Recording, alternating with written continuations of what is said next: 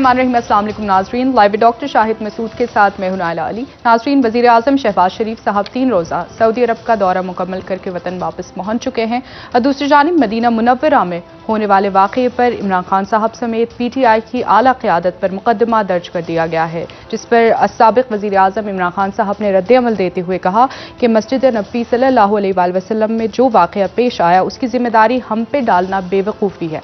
इस समेत दिन भर जो अहम मौज़ूआत रहे उन पर बात करेंगे। हमारे साथ स्टूडियो में मौजूद हैं डॉक्टर शाहिद मसूद। अस्सलाम वालेकुम डॉक्टर साहब। वालेकुम जी, आपको सर, मदीना मुनव्वरा में होने वाले वाक़े पर PTI की क़यादत पर मुकदमा दर्ज करने का हुकूमत ने फैसला किया है। मैं इस पर आपकी राय जानना चाहूँगी। देखिए, आज तो एक बड़ा अफसोसनाक 24 घंटे गुजरे हैं पिछले, और वो इसलिए कि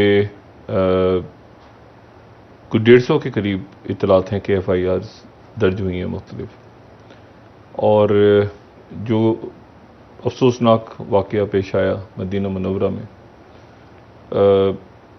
अब उसके बाद जो है वो एक हुकूमत की तरफ से ये बात कही गई कि ये प्री प्लान्ड था, और प्री प्लान्ड था, और उसमें कुछ लोग लंदन से आए, कुछ लोग पाकिस्तान से गए, ये सारा, और वहाँ से वीडियोज़ अपलोड हो।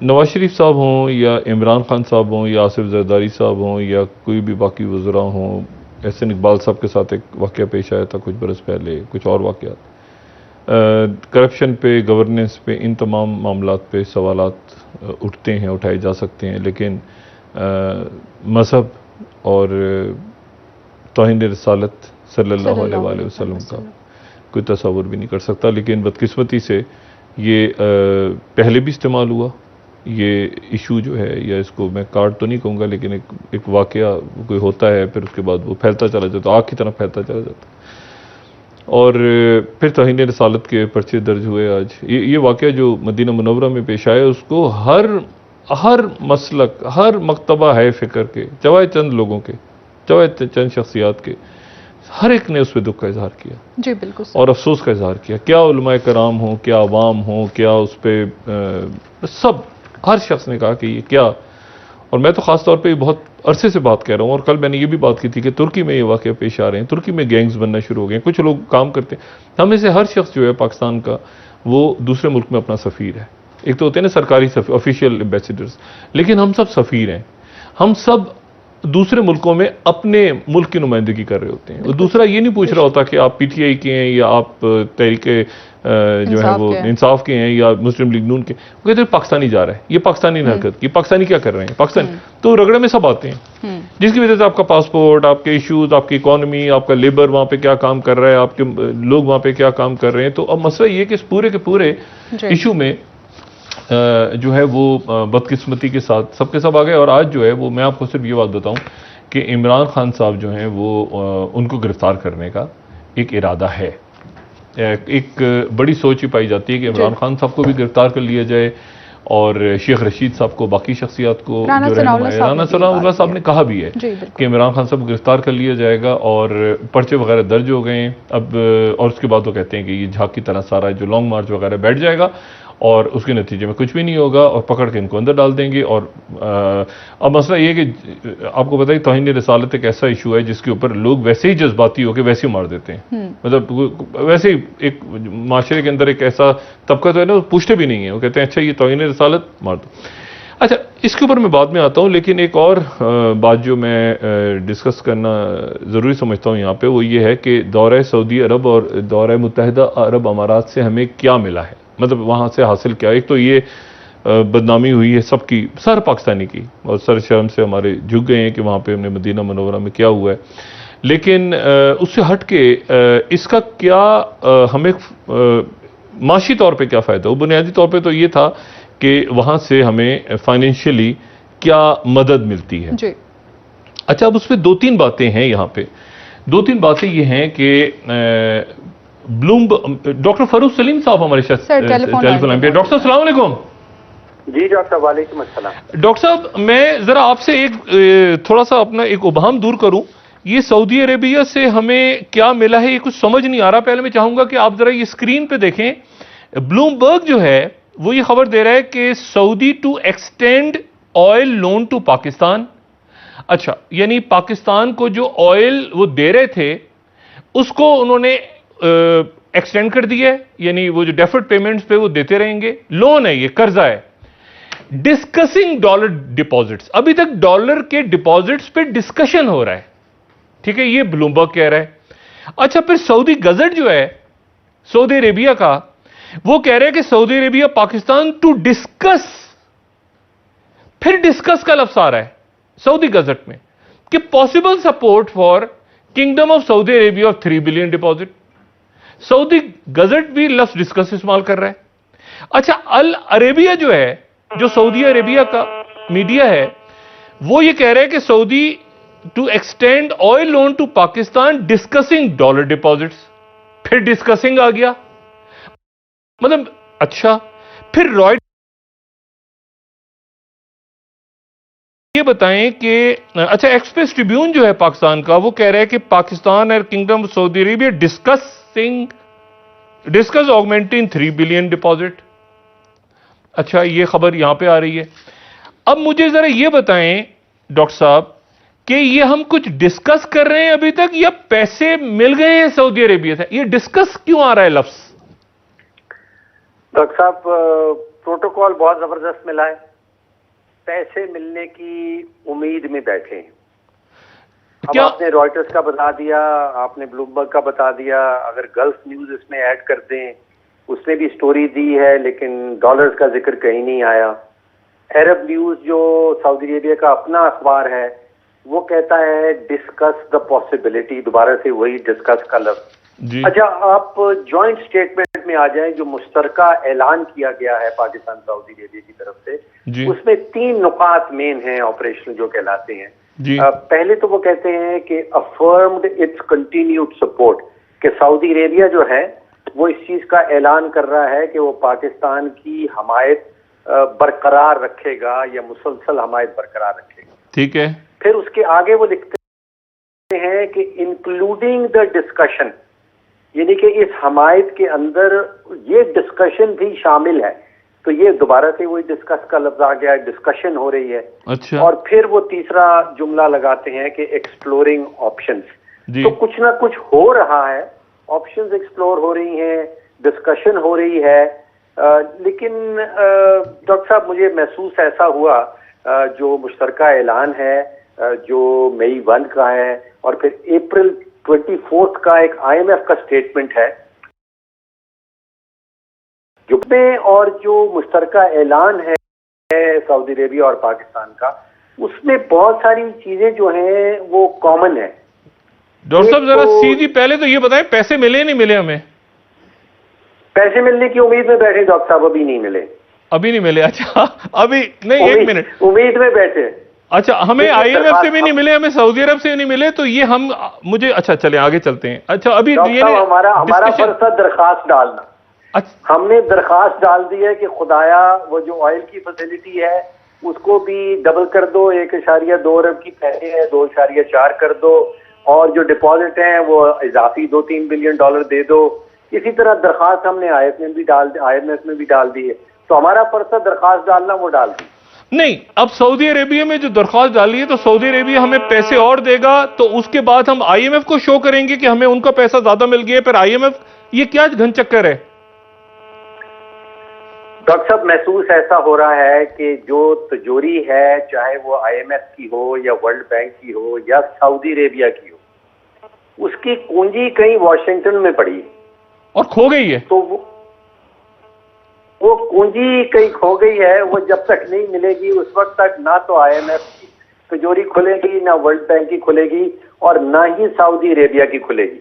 आपको याद होगा कि साबिक वजीर आजम साहब का हुकूमत के दौरान जो IMF के साथ पैकेज हमने नेगोशिएट किया था, उसमें खास तौर पे कहा गया था कि अगर आप IMF का हिस्सा बनेंगे तो आपको पैसे मिलेंगे, और साथ में ये भी कहा गया था कि अगर आप IMF का हिस्सा नहीं रहेंगे तो 72 घंटे, आपको याद होगा, 72 घंटे के अंदर पैसे आपको वापस करने होंगे। जी। तो अभी वो 72 घंटे वाली शिक खत्म हुई है कि नहीं हुई, ये भी हमें नहीं पता।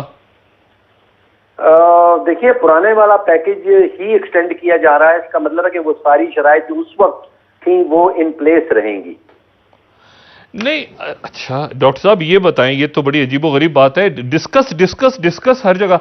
अच्छा ये मुझे बताएं कि ये जो शहबाज शरीफ साहब ने ऐलान किया है कि अगले 15 रोज तक पेट्रोलियम की मसनूआत की कीमतें बरकरार रखी जाएंगी, यानी आप समझें कि तकरीबन 15 मई तक। तो 15 मई तक अगर हम पेट्रोलियम की कीमत बरकरार रखते हैं तो आईएमएफ से तो हमने कह दिया था कि हम सब्सिडीज को खत्म करेंगे, तो ये तो 40 अरब रुपए का और नुकसान गालिबन होने जा रहा है बकौल आईएमएफ के। ये क्या चक्कर है डॉक्टर साहब? ये क्रेडिट जाता है इमरान खान साहब की हुकूमत को। अच्छा, उन्होंने इतनी खूबसूरती से बारूदी सुरंगें बिछाई कि जो हुकूमत भी उसके बाद आएगी वो पछताएगी कि वो हुकूमत पे क्यों आए। देखिए तकरीबन 3 अरब रुपए रोजाना का नुकसान है खजाने को, और खजाना आप सोचिए खाली है, खजाना पहले से 5000 अरब का खसारा है बजट का। तो उसके अंदर से जिसमें खसारा है, नेगेटिव है आपकी तिजोरी, उसमें से 3 अरब रुपया रोजाना का या 100 अरब रुपया माहाना का निकालना, ये पेट्रोल और डीजल की सब्सिडी के लिए ये तो कतन सस्टेनेबल नहीं है। तो फरवरी की 28 तारीख को साबिक वजीर आजम ने एक सियासी फैसला किया था जिसमें उन्होंने 10 रुपए पेट्रोल और डीजल की कीमत कम कर दी थी, वो माशी फैसला नहीं था। उसके बाद अब फैसला जो वजीर आजम शहबाज शरीफ साहब ने भी किया है वो भी सियासी फैसला है, वो माशी फैसला नहीं है। तो नहीं, तो इसका मतलब, एक मिनट जरा, मिफ्ता इस्माइल कुछ और कहकर आए हैं वॉशिंगटन में कि हम सब्सिडी खत्म करेंगे, शहबाज शरीफ साहब ने कहा कि 15 दिन और रहेगा। 15 दिन के बाद तो सियासी माहौल पाकिस्तान का और कशीदा होने जा रहा है और अदम इस्तेकाम की तरफ मुल्क जा रहा है। तो 15 दिन के बाद क्या कीमतें दोबारा रिवाइज कर पाएंगे या फिर दोबारा हम, मतलब ये कैसे फिर चल रहा है आईएमएफ का प्रोग्राम? तो फिर गड़बड़ हो गया सारा। और आप कह रहे हैं जी, ये आईएमएफ की स्टेटमेंट में बड़े वाज़ेह तौर पे कहा गया है कि आईएमएफ और पाकिस्तानी वजारत खजाना की जो टीम है उसके दरमियान में ये एग्री हो गया है कि ये सब्सिडी जो है ये अनफंडेड थी, जिसका मतलब ये है कि बजट में इसकी कोई गुंजाइश नहीं थी और इसको रिवर्स कर दिया जाएगा। जो जुमला उस स्टेटमेंट में इस्तेमाल किया गया है वो है रिवर्स अनफंडेड सब्सिडी। तो ये तो दोनों तरफ से कहा गया है। यानी मिफ्ता इस्माइल साहब की आईएमएफ से बातचीत और ये जो फैसला शहबाज शरीफ साहब ने किया है इसके दरमियान बहुत बड़ा तसादुम है, टकराव है। डॉक्टर साहब आप सबकी ईद खराब करना चाहते हैं, आप चाहते हैं कि ईद से पहले डीजल और हमें पता तो चले हमने करना क्या है ईद पे, हमें पता तो चले, खुश होना है, क्या करना है हमें। मैं तो इसलिए पूछ रहा हूँ डॉक्टर साहब कि ये हमने आईएमएफ से कुछ कहा, इधर कुछ कर दिए, सऊदी अरब से हम डिस्कस किए जा रहे हैं, हम आईएमएफ से भी डिस्कस किए जा रहे हैं, ये हम डिस्कस ही किए जा रहे हैं या कुछ पैसा धेला आ भी रहा है हमारे पास? मैं ये पूछ रहा हूँ सादा सवाल। खुदाया मीठी ईद गुजरने दीजिए, इसके बाद इतनी तकलीफ बर्दाश्त करनी है। पैसा आएगा, शराइत के ऊपर आएगा, और जब तक अमेरिका बादशाह का इशारा नहीं होगा तो ना तो आईएमएफ की तिजोरी खुलेगी, ना वर्ल्ड बैंक की, और ना सऊदी अरेबिया की। अच्छा डॉक्टर साहब, यानी ये 3 अरब डॉलर जो हैं ये भी अभी डिस्कस ही हो रहे हैं। उधर 1 अरब डॉलर डिस्कस हो रहे थे, इधर 3 अरब डिस्कस हो रहे हैं। तो डॉक्टर साहब चलें ईद जैसी भी गुजार लेते हैं, चलें ईद के बाद आपसे पूछेंगे। डॉक्टर साहब बहुत शुक्रिया। खाया पिया कुछ नहीं, गिलास थोड़ा बारह ने, इतना तो कह सकते हैं डॉक्टर साहब। अच्छा जी, अब ये क्या है, क्या घन चक्कर है कि उधर हम गए हैं, उधर हमने एक शर्त पूरी कर ली, इधर आके उधर से अभी उधर भी डिस्कशन हो रहा है, उधर भी डिस्कशन हो रहा है, इधर भी। लेकिन डॉक्टर साहब बॉटम लाइन यही है कि अमेरिका की ख्वाहिश से ही खुशी, पैसा अभी कुछ नहीं आया। इशू ये है कि उधर से हो गया कि 1 अरब डॉलर आ गया, वो भी नहीं आया, इधर से 3 अरब हो गया, ये भी नहीं आया, ये भी डिस्कस कर रहे हैं, वो भी डिस्कस कर रहे हैं, ये इन्होंने रखवाना है, वो शर्त अभी तक एक घन चक्कर है। ये बात सही की फरूख सलीम साहब ने कि ईद गुजरने दें, ईद के बाद जो है वो जिसने अच्छा खासा लोगों का दिमाग खराब होने वाला है ईद के बाद कि ये हुआ क्या अचानक और क्या मुआहदा हो गया है। क्योंकि ज्वाइंट स्टेटमेंट में तो जिक्र नहीं है कि उन्होंने पैसे दे दिए पाकिस्तान को, पाकिस्तान में शिफ्ट करवा दिए, डिपॉजिट रखवा दिए गए, वो उधर वो अभी भी टेक्निकल लेवल पे सऊदी अरेबिया से भी डिस्कशन हो रहा है, टेक्निकल लेवल पे एक डिस्कशन आईएमएफ से भी हो रहा है। डिस्कशन की बात की है फरूख सलीम साहब ने, क्या इसके बाद आप समझते हैं कि एक कामयाब दौरा था? नहीं, दौरा तो कामयाब था, मतलब अब क्या कहूँगा कि दौरा क्या था, उसमें तो और वाकयात पेश आ गए अफसोसनाक। देखें ना बदकिस्मती, तो क्या उसमें माशी तौर पर मसला नहीं हुआ, हज सॉरी उम्रे वगैरह लोगों ने कर ली है, ये अलग बात है। उससे हटके तो मुझे माशी तौर पे भी मुझे तो नहीं समझ में आ रहा कि क्या वहां से क्या देखिए ना, रॉयटर्स और ब्लूमबर्ग और सारे कुछ और बात कर रहे हैं, और सऊदी गजर कुछ और कह रहा है, अरब न्यूज़ कुछ और, वहाँ के न्यूज़पेपर्स कुछ और कह रहे हैं। वो कह रहे हैं कि हमने जो है वो तौसी पे तबादला ख्याल करेंगे। अब देखिए ना, ये डॉन न्यूज़ का, डॉन उर्दू पढ़ रहा हूँ, पाकिस्तान सऊदी अरब $300 की डिपॉजिट की मुद्दत में तौसी पर तबादला ख्याल करेंगे, इस तरह का एलामिया। तो मतलब यह है कि एक तरफ तो वो चल रहा है, बहरहाल देखते हैं कि अब इस तरह किस तरह हुकूमत निपटती है। मईशत सबसे बड़ा इशू है। दूसरी जो मैंने आपसे बात की थी कि ये पोलराइजेशन से हॉस्टिलिटी की तरफ जा रहे हैं, मुल्क जा रहे हैं, और उसमें ये हो गया है कि मारो मर जाओ, मारो मर जाओ। इस तरह के बयानात पहले भी आते रहे हैं, और ये मेरे ख्याल से शुरू हुए हैं कोई नवाज शरीफ साहब के दौर से या उससे पहले, और उसके नतीजे में फिर गोली पड़ी, गोली लगी उनको, एहसन इकबाल साहब को स्याही फेंकी गई मुख्तलिफ शख्सियात पे। फिर उसके बाद अब ये तो देखें, कोई तस्वुर भी नहीं कर सकता कोई इनमें से। लेकिन मसला यह है कि जब एक दफ़ा इस तरह की बातें होनी शुरू हो जाएं माशरे में, तो माशरा जो है वो करप्शन या ये चोर है या वो बुरा है, ये इमरान हो जाते हैं। ये तो बहुत ही अजब बात है। मैं हमेशा ही बात कहता रहा हूं उस प्रोग्राम में कि हमें गद्दारी और ये कुफर के फतवों में पाबंदी लगा देनी चाहिए रियासत को। लेकिन बदकिस्मत पहले आर्टिकल 6, आर्टिकल 5, आर्टिकल 6, आर्टिकल 5 उसमें वो चलता रहा। फिर उसके बाद ये जनाब ये तो, और इसमें कोई तीसरी पावर, कोई तीसरा शख्स जिसका कोई ताल्लुक ना हो पीटीआई से या कोई ताल्लुक ना हो मुस्लिम लीग से, वो आके जनाब गोली मार के चला जाए किसी को, तो मुझे बताएं आप कैसे वजाहत करते फिरेंगे कि ये गद्दार था या ये जो है मुझ पे वतन था, ये गद्दार या ये तौहीन रिसालत में था, ये नहीं था। वो कहेंगे पर्चा कटा हुआ है, पर्चे जो हैं, और पर्चे ऐसे कटते भी नहीं है जितना पर्चे कटे हैं एकदम से तर तर तर तर करके पूरे मुल्क में। अब इसको ये बड़ा जरूरी है शहबाज शरीफ साहब पे मैं बार बार ये बात गुजारिश कर ये जिससे लोगों का ध्यान जो है वो इमरान खान साहब की तरफ से मतलब हट। इमरान खान साहब ही अभी तक हुकूमत, ऑपोजिशन, आगे पीछे दाएं बाएं, मतलब इस मुल्क, पूरा मुल्क इमरान खान साहब के गिर्द घूम रहा है। अगर आप सियासत मरकज, एक जमाने में भुट्टो एंटी भुट्टो वोट था, आज इमरान खान, और या आप इमरान खान के साथ हैं या इमरान खान, तो मतलब माशरा इस तरह बढ़ गया है। भुट्टो साहब के दौर में ऐसे हुआ था कि भुट्टो साहब के साथ हो या भुट्टो के खिलाफ हो, भुट्टो के खिलाफ हो तो चाहे जमात इस्लामी में हो, चाहे वो एएनपी में, किसी पार्टी में भुट्टो के खिलाफ हो ना। तो मसला ये है कि अब यहां पर ये कि इमरान खान के साथ हो, इमरान खान कैसा आदमी है, इमरान खान जी अच्छा आदमी है, तो ठीक है, इमरान खान बुरा आदमी है, उसके बाद आप जिस मर्जी पार्टी में हो, जिस मर्जी जो मर्जी ख्यालात हो आपके, आप एक खास किस्म के जो है वो ग्रुप में आ जाएंगे। तो माशरा इस तरह से बढ़ गया। अब इशू ये है कि यहां पर बात हो रही है इमरान खान को कत्ल कर दिया जाएगा। मैंने खुद सुना है लोगों के वो जी इमरान खान जाएंगे और इमरान खान को कस्टडी में मार दिया जाएगा, बाहर मार दिया जाएगा, या उनको गिरफ्तार कर लिया जाएगा, या शेख रशीद साहब को कर दिया जाएगा, या किसी और रहनुमा को। साहब ने ये बात नहीं, 7 लोग हैं जो मेरी जान। देखिए मुझे नहीं पता इसकी लीगल हैसियत क्या है शेख रशीद साहब ने, क्योंकि मैं इसको बात को याद करते हुए भी तकलीफ होती है। लेकिन बेनज़ीर भुट्टो साहब ने भी एक खत लिखा था, एक बात कही थी उन्होंने भी कि मुझे अगर असैसिनेट कर दिया गया तो उसके बाद ये लोग जिम्मेदार होंगे। लेकिन मसला ये है कि ये नाम जो लिखे हैं, मुझे नहीं पता इसकी कानून क्या करेगा। वो कहेगा जी अपने इलाके की आप पुलिस को बताएं, या चीफ जस्टिस भी क्या करेंगे, भाई अदालत भी क्या करेगी। देखिए वो कहेगी कि आप अपने थाने में चले जाएं, थाना एक सिक्योर, मतलब इशू ये देखें, इसको ये मामला खराबी की तरफ जा रहे हैं। मैंने आपसे कहा ना कि जब ये इतनी खुल के बातचीत होने लग जाए कि ये आदमी, और अच्छा शेख साहब भी माशाल्लाह, वो भी तो उनके भी तो अपनी फरमुदात भी हमारे जहनों में है, मार दो मर जाओ कर देंगे, मार देंगे, वही बात कर रहे हैं।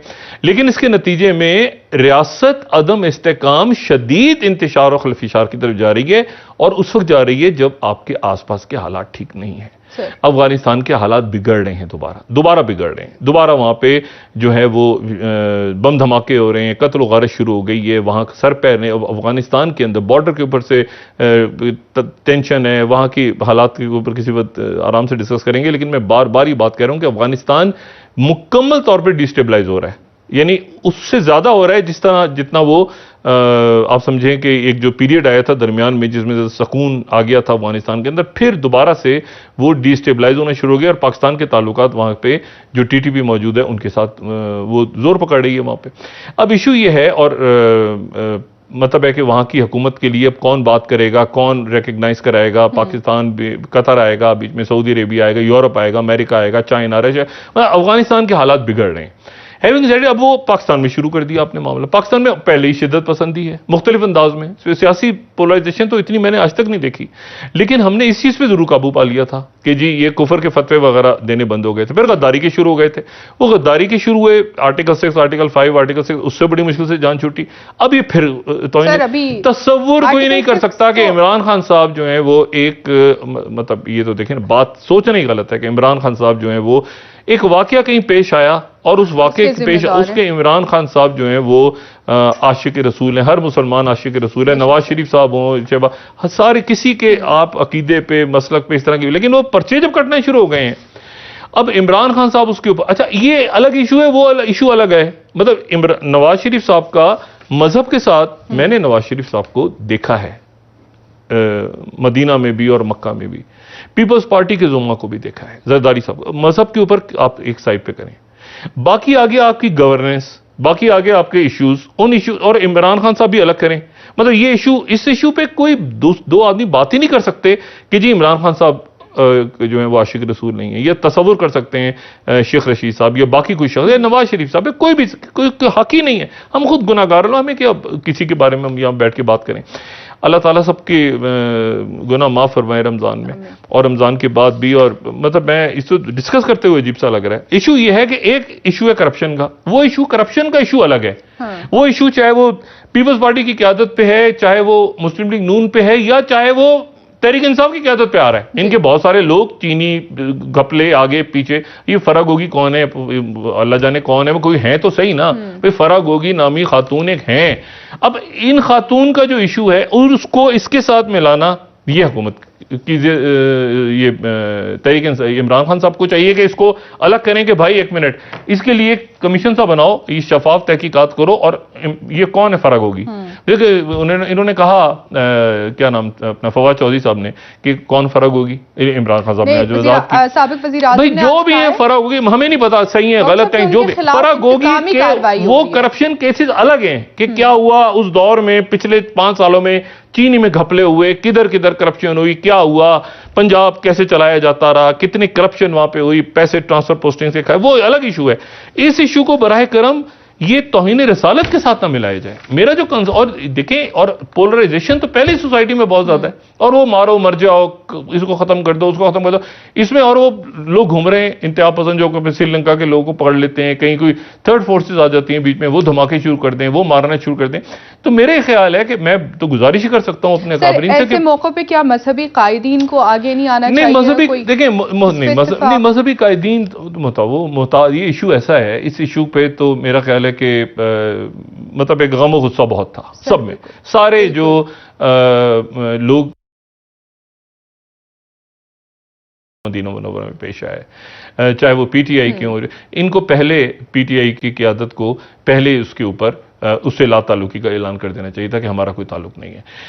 इशू ये है सारा कि बाहर रहने वाले, देखिए बाहर रहने वाले जो पाकिस्तानी हैं उनका भी तो एक जहन है ना, वो ये कहते हैं कि भाई एक मिनट ठहरो, ये जो मजदूर, और ये मैं आपसे कोई हाई टेक कोई अरब खरबपति लोगों की बात नहीं कर रहा, वो तो सारे एक ही हैं, उनको तो छोड़ दें, वो तो एक क्लब बने हुए हैं सारे के सारे आपस में बैठ के, और वो अल्लाह गुल्ला उसकी वहां जायदाद तो साथ वाले घर में उसका वो बैठा है, वो पाकिस्तान में आके गालियां दे रहे होते हैं, तो छोड़ दें। जो आम शख्स है ना मजदूरी करने, वो ये कहता है कि एक मिनट यार, ये क्या चक्कर क्या है कि मैं पाकिस्तान पैसे जो है कमाता हूं मेहनत के, और कोई कैब चलाने वाला, कोई मजदूरी करने वाला, आप किसी गल्फ कंट्री में चले जाएं, आप यूरोप में चले जाएं, आपको मैं कहता हूं ना, होटल ये जो सर्विस करने वाले हैं, ये आपको एयरपोर्ट्स पे काम करने वाले, ये आपको कैब चलाने वाले, यानी वो जो जॉब जो कि अल्लाह ताला ने तो मेहनत में हर किस्म के काम में बड़ी अजमत, हलाल की कमाई में बड़ी अजमत अल्लाह ताला ने दी है, ठीक है ना। अरब खरबपति लोगों के तो उनका पता नहीं क्या हाल होगा, लेकिन गरीब गुरबा तो मेहनत करते हैं, वो पैसा, वो कहते हैं कि भाई एक मिनट, ये जो है ये तो इनकी तो ये जायदादें हैं, और इन्होंने तो अरब खरब, और वो अक्रॉस द बोर्ड है, Imran Khan across the board करते हैं ना अकाउंटेबिलिटी, तो ये दिन ना देखना पड़ता कि खुसरो बख्तियार को बचाओ तो उसको बचाओ, तो उसको बचाओ तो उसको पकड़ो, तो आजम खान ने ये कह दिया उसे, अब मतलब अक्रॉस द बोर्ड तो अकाउंटेबिलिटी हुई नहीं है, किसी की भी नहीं हुई। अब खान साहब जो हैं वो कहते हैं कि मैं आइंदा, इसने नहीं किया उसने किया, इसने नहीं किया उसने नहीं, और जब वो उधर जो पार्टी है वो भी कहते इसने नहीं किया इसने किया, तो अब तोशा खाना क्या चीज है, अरबों रुपया खा गए, तो तोशा खाना, एक पिस्तौल थी तो ये पेन मिला था, तो पेन इतने का 50 रुपए का था तो 100 रुपए का, ओ भाई यहाँ पुलों के पुल, सड़कों की सड़कें, शहर के शहर खाए गए हैं, जमीनों की जमीनें, मतलब लोगों का एक छोटा सा प्लॉट, एक गांव में लोग घर अपना नहीं बना पाते जो बाहर रहने वाले हैं, तो यहां तो हाउसिंग सोसाइटियां और पूरे पता नहीं खुदा जाने कितना पैसा बाहर गया, तो बदहजमी हो गई है। मैं हमेशा जुमला कहता हूं ना, इस मुल्क में लोग या फाके से मरते हैं या बदहजमी से मरते हैं। इशू ये कि वो कहते हैं कि भाई एक मिनट ठहरो, ये क्या हो रहा है पाकिस्तान के अंदर, ये हम यहां मजदूरी करते हैं, लोग 2-2 3-3 शिफ्टों में काम करते हैं। आप जरा जाके गल्फ कंट्रीज में या यूरोप में या बाकी दुनिया को देखें, और ये पाकिस्तान की बात नहीं हो रही है, इंडिया में भी ऐसे ही, इंडिया के लोग भी, बांग्लादेश के, नेपाल के 2-2 3-3 शिफ्टों में काम करते हैं, फिर कहीं जाके 2-2 घंटे सोते हैं, और एक ही कमरे में 7-7 8-8 10-10 आदमी। अब इशू ये कि वो पैसा यहां भेजते हैं सारा, वो कहते हैं कि यार ये कौन से लोग हैं जो हमारे ऊपर हुक्मरान बन के आ जाते हैं हर कुछ अरसे के बाद, और ये जो है ये, अच्छा उसमें पीटीआई के भी है माशाल्लाह, लोटाक्रेसी तो पाकिस्तान में कहीं होती है ना, ब्यूरोक्रेसी कहीं होती है, मेरिटोक्रेसी कहीं होती है, ऑटोक्रेसी, पाकिस्तान में लोटाक्रेसी है। लोटाक्रेसी एक नई चीज है जो पाकिस्तान में ही है, लोटाक्रेसी। अब मसला ये कि लोटाक्रेसी की का राज है, वो इधर से इधर जाते हैं, इधर से इधर जाते हैं, इधर साफ हो गए फिर खराब हो गए, फिर साफ हो गए फिर खराब हो गए, फिर अब उसमें यहां जो सबसे बड़ा इशू है वो ये है कि पहले तो हमारे कायदीन एक, यानी सारे के सारे लोग, यानी नवाज शरीफ साहब भी, इमरान खान साहब भी, और जो है पाकिस्तान पीपल्स पार्टी की क़यादत, एएनपी, तो ऐसे मामलों में मैंने एएनपी को कम से कम कभी इन्वॉल्व नहीं होते देखा, मैंने पीपल्स पार्टी को भी इन्वॉल्व नहीं होते देखा। पीपल्स पार्टी की क़यादत भी ये इसमें कभी नहीं आती, ये जो मजहबी कार्ड वाली इशू में कभी नहीं आती। आप 1000 इल्जामात उन पर लगाएं, लेकिन मसला ये है कि इस वक्त जो है वो मुस्लिम लीग नून की क़यादत के लिए जरूरी है, और पीटीआई की क़यादत की जरूरी है कि वो मजहब से तो इससे तो पीछे हटे ना, क्योंकि ये तो एक ऐसी है, इसमें सभी पूरा घर ही जल जाएगा। मतलब एक भाई बैठा दूसरे भाई से लड़ रहा है, पता चला घर ही जल गया, दोनों मर गए। तो इसलिए चूंकि मुल्क रियासत हम सबकी है, इसलिए बराह करम एएनपी कभी इन्वॉल्व नहीं होती, अख्तर मिंगल कभी इन्वॉल्व नहीं होते, ये मजहब से, और इसमें ये सियासी कायदीन आए। देखें जो मजहबी आपने कहा ना, मजहबी हमारे उलमा, मजहबी उलमा को वो तो उनके नसीब, अब तकी उस्मानी साहब या रफ़ीक अख्तर साहब या इसरार अहमद साहब की आप पढ़ें, जो उन्होंने जो कुछ लिखा, या जावेद गामदी साहब, या और जो अहले तशी के हमारे, या और बेशुमार बहुत सारी शख्सियात ऐसी हैं जिनको मैं यूट्यूब पे कभी कभी सुनता हूँ, उनके लेक्चर्स, उनकी बातें, तो मतलब वो तो इससे बहुत बुलंद हैं उलमा तो वो, ये तो पैटी पॉलिटिक्स चल रही है ना, पैटी पॉलिटिक्स में अब वो क्या बात करेंगे इसके ऊपर आके, वो क्या, मतलब आप उनसे, मतलब हम लोग सारे मतलब रोजे रख रहे हैं, मतलब खुद हट्टे कट्टे हम बैठे हुए, हम उनसे पूछ रहे हैं कि आप बताएं जी तौहीन रिसालत, तो भाई शर्म आनी चाहिए, ठीक है ना। हमें खुद अपने वर्कर्स को, अपने लोगों को जरा थोड़ा सा ठंडा करके आराम से, कि भाई परफॉर्मेंस पे, गवर्नेंस पे, इस पे, बाकी इश्यूज पे बात, अब इमरान खान को कत्ल कर देंगे, अब ये बातें क्या फजूल बातें, ठीक है। अच्छा ये शुरू हुआ था लंदन से, लंदन में हंगामे हो रहे हैं, जो मैंने बहुत दिन पहले कहा कि हमारा मुंह काला होता है, फिर तुर्की में हो गए शुरू, फिर उसके बाद मदीना मुनव्वरा में हो गए, वहाँ 150 लोग, पता नहीं कौन कोई तस्वीर बना रहा था, कड़ा उसको रिपोर्ट कर रहे हैं वहाँ पे 150 पे, तो यहाँ पे पर्चे कट गए हैं, वहाँ से पता नहीं कितने लोग रिपोर्ट हो रहे हैं।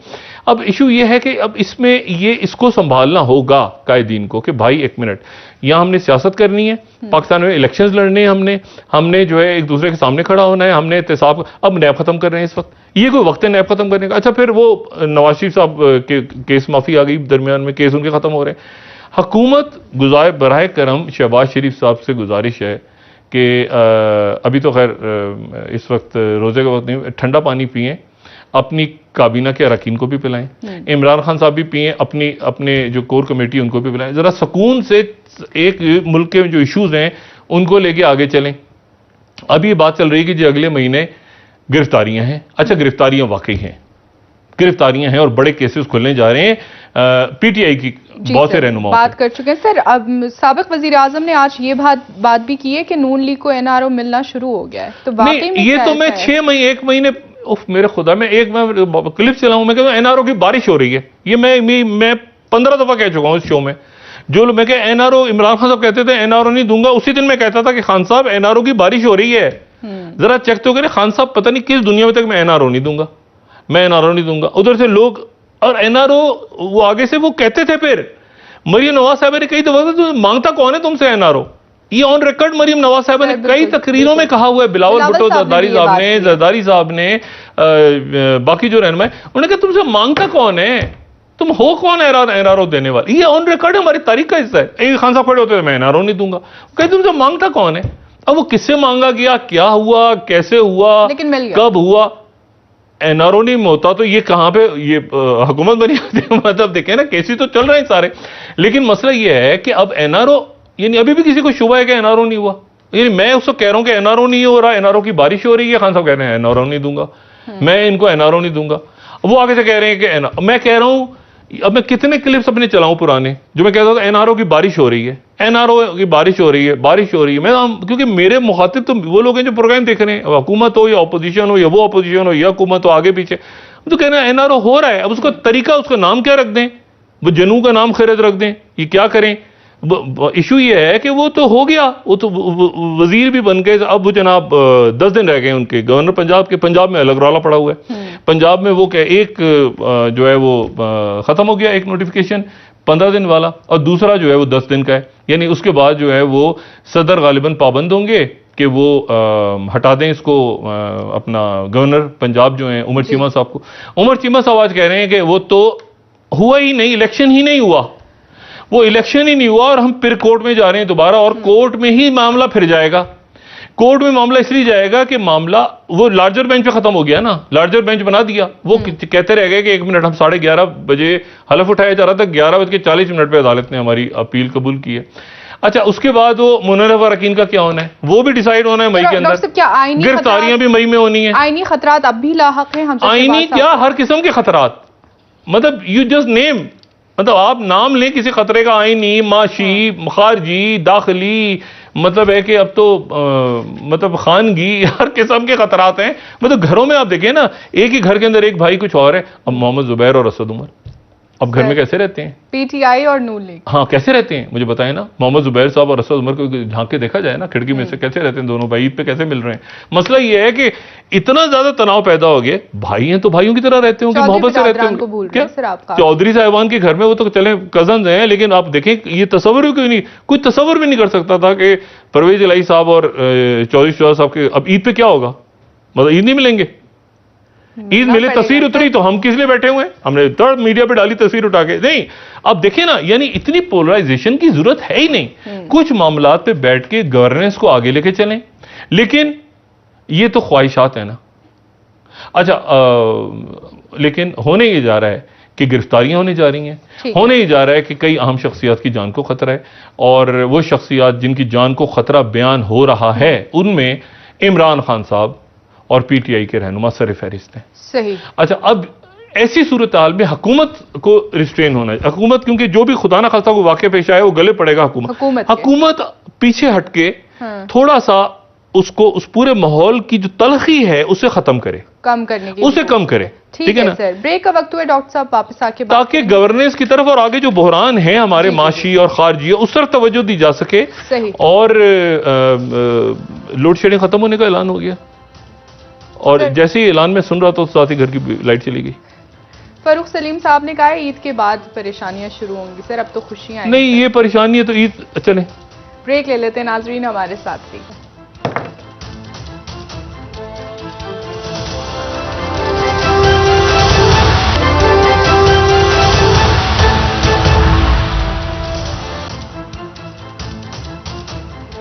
वेलकम बैक नाजरीन। जी डॉक्टर साहब, सियासत पर बात कर रहे थे ब्रेक से पहले।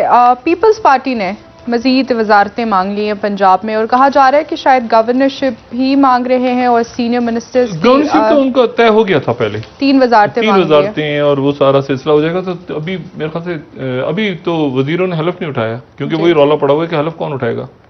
मतलब है कि देखिए ना, हमजा शहबाज साहब का तो हलफ उठा लिया स्पीकर ने, तो वज़रा का हलफ कौन उठाएगा।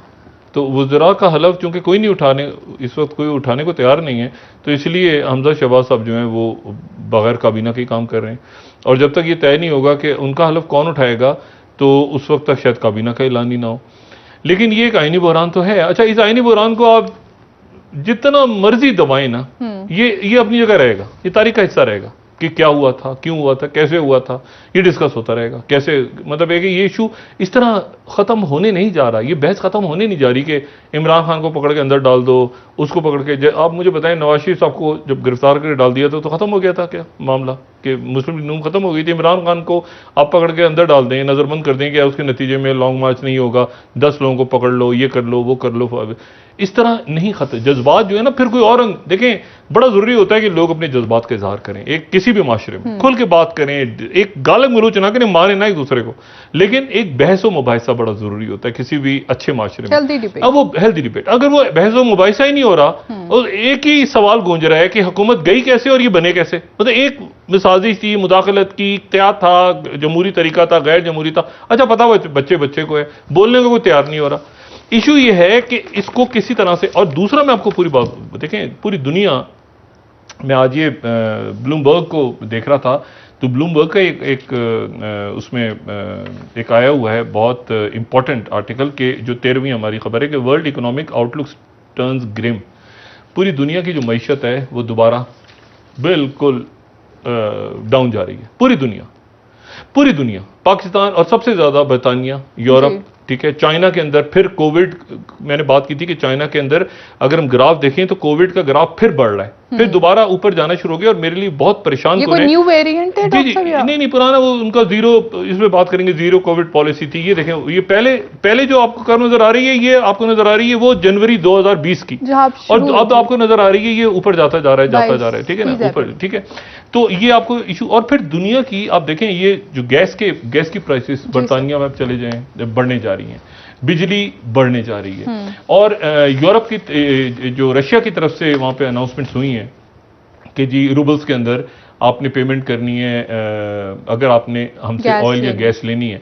उसके बाद यूरोप जो है वो कहां जा रहा है, किस तरफ जा रहा है? वो जा रहा है अफ्रीका की तरफ। ये अफ्रीका की तरफ जा रहा है। मैं मुख्तसर से बात करूं इस पे, ये पहले तुम देखें ना कि gas pipelines that supply Europe को अगर हम देखें, यूरोप के नक्शे को हम देखें, मैं इसकी बात करना इसलिए जरूरी है कि बहुत ज्यादा नहीं, ये जो आज एक मैप हमने बनाया है ना, ये इसको जरा बड़ा कीजिएगा।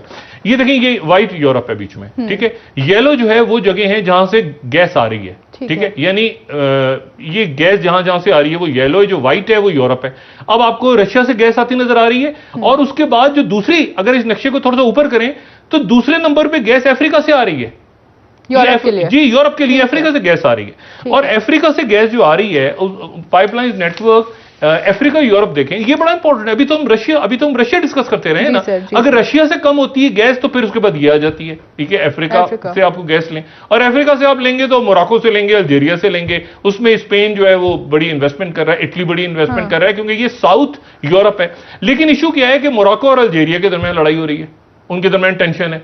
तो अगर आप अल्जीरिया से ज्यादातर गैस, ये जो निगाल है, ये नाइजीरिया, निगाल जो पाइपलाइन है प्लान्ड, ये नाइजीरिया में बहुत रिसोर्सेज हैं, तो नाइजीरिया लेकिन बिल्कुल साउथ में, तो नाइजीरिया से नाइजर से अल्जीरिया से वो फिर मेडिटेरियन क्रॉस होता है, मेडिटेरियन क्रॉस होने के बाद वो पहुंचती है यूरोप। अच्छा, ये इनके पास इतनी सख्त नहीं है, इनके पास इतनी पावर, इनको जल्दी स्पेन यहां पे इन्वेस्टमेंट कर रहा है। अच्छा, पोलैंड ग्रीस की तरफ चला गया है, कोई जर्मनी से मांग रहा है, कोई उससे मांग रहा है, कोई उससे मांग रहा है, महंगाई बढ़नी शुरू हो गई है, बिल बढ़ने शुरू हो गए हैं, फैक्ट्रीज बंद हो रही हैं। और ये डिप्लोमेटिक क्राइसिस देखें ना, अल्जीरिया और मोरक्को का, ये आपस में क्राइसिस क्योंकि लड़ाई चल रही है, इसलिए स्पेन का, यानी ये इधर से जो गैस पाइप जाता था वो खत्म हो गया, उधर से रशिया खत्म हो गया। और साथ ही एक ऑफ द रिकॉर्ड बात बड़ी इंपॉर्टेंट, गल्फ कंट्रीज नहीं चाहते कि अफ्रीका की रिसोर्सेज ऊपर जाएं। अच्छा, गल्फ कंट्रीज का फायदा देखें, हमारे बरादर मुल्क हैं, लेकिन वो क्यों चाहेंगे कि अंगोला से गैस निकले? वो क्यों चाहे? उनकी तो सारी मार्केट ही यहां से है ना, ये सारी मार्केट जो है ये कतर और सऊदी अरेबिया और यूएई यहां से सारी, तो वो क्या चाहेंगे वो कि अंगोला और नाइजर यहां से गैस निकले। और दूसरी बात ये कि रशियंस क्यों चाहेंगे? रशियंस मौजूद है ना अफ्रीका में, वैगनर ग्रुप है ना, वैगनर ग्रुप है, चाइना मौजूद, तो वो क्या चाहेगा कि हम उधर से गैस बंद कर दें तो यहां से गैस शुरू हो जाए? तो ये बड़ा कॉम्प्लेक्स इशू, इसमें महंगाई के तूफान आ रहा है पूरी दुनिया में, पूरे इकोनॉमिक इन्फ्लेशन है। और यहां पर हम अच्छे खासे निकल के उससे, बजाय इसके कि हम आउटरीच करें दुनिया को और हम बताएं कि कैसे हमने मुआहदा करना है, किसके साथ बात करनी है, किसके साथ मैं काम, हम आपस में लग गए हैं जनाब कि उलझ रहे हैं कि जी गली गली में जो है वो मतलब लड़ाई हो रही है और मार कुटाई। तो इस उम्मीद और इस गुजारिश के साथ जहां जहां पर ईद मनाई जा रही है, उन सबको तमाम दुनिया में जो लोग ये प्रोग्राम